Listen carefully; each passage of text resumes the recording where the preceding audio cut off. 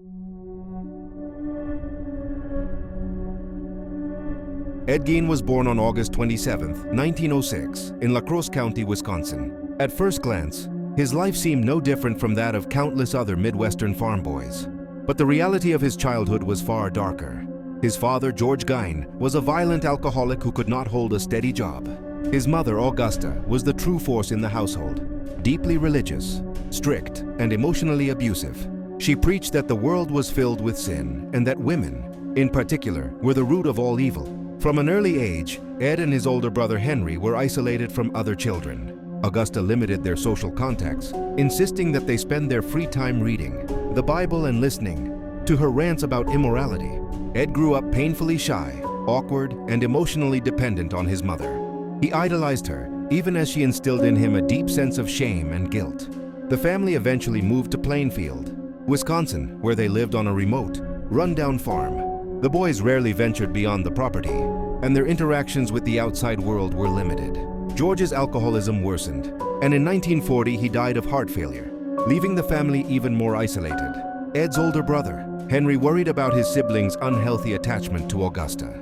He criticized her domineering ways and encouraged Ed to break free. But in 1944, Henry died in a mysterious fire while the two were burning brush near their property. Officially, his death was ruled an accident. Yet when searchers found Henry's body, it showed suspicious injuries inconsistent with the fire. Some investigators later wondered if Ed had played a role in his brother's death.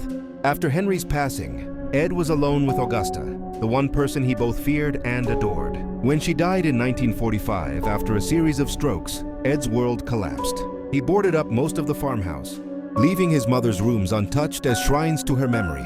The rest of the house decayed, filled with dust, filth, and discarded objects. On the outside, Ed Gein was known as a quiet handyman who worked small jobs for neighbors. People in town described him as odd but harmless.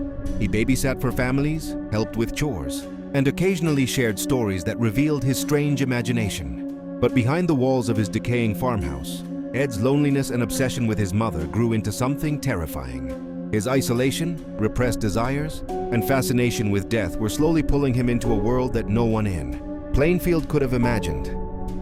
On November 16, 1957, Plainfield's small-town calm was shattered. Bernice Worden, the owner of a local hardware store, vanished in broad daylight. Her son, Deputy Sheriff Frank Worden, discovered the store deserted and the cash register missing. A trail of blood on the floor led out the back door. Suspicion quickly turned to Ed Gein, who had been seen at the store that morning. That evening, police drove out to the Gein farm. What they found would become one of the most disturbing discoveries in American criminal history. Inside a shed on the property, officers found Bernice Worden's body, hanging upside down like a butchered animal. She had been shot with a rifle, decapitated, and mutilated.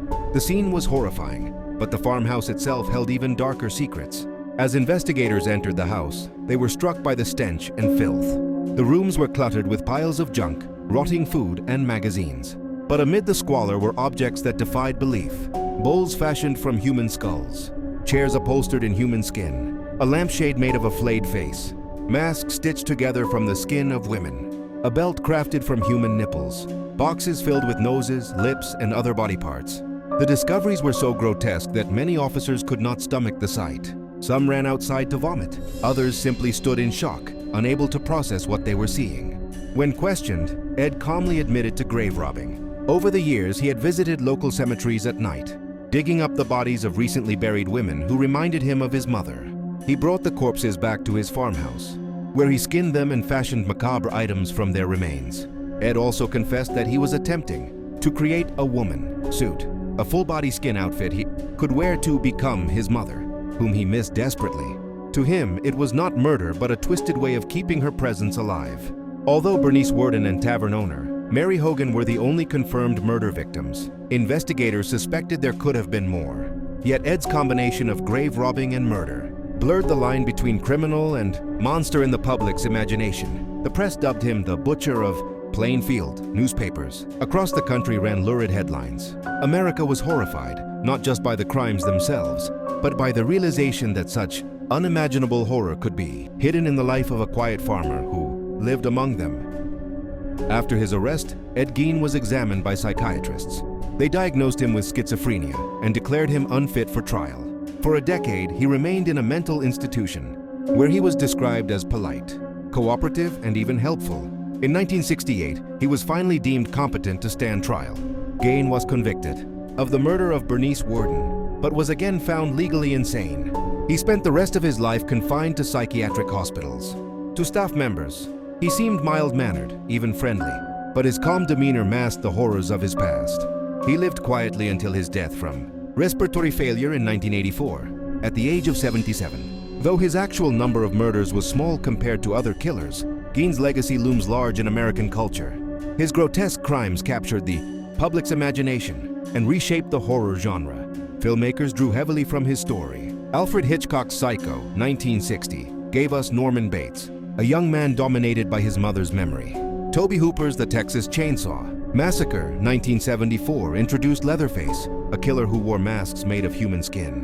Jonathan Demme's The Silence of the Lambs, 1991, featured Buffalo Bill, who fashioned a suit from the skin of women. All of these characters carried pieces of Ed Gein's twisted reality.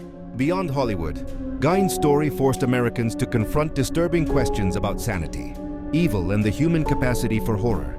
How could a man so seemingly harmless commit such atrocities? What role did his upbringing play in shaping his madness? And how many other ordinary neighbors might be hiding unimaginable secrets?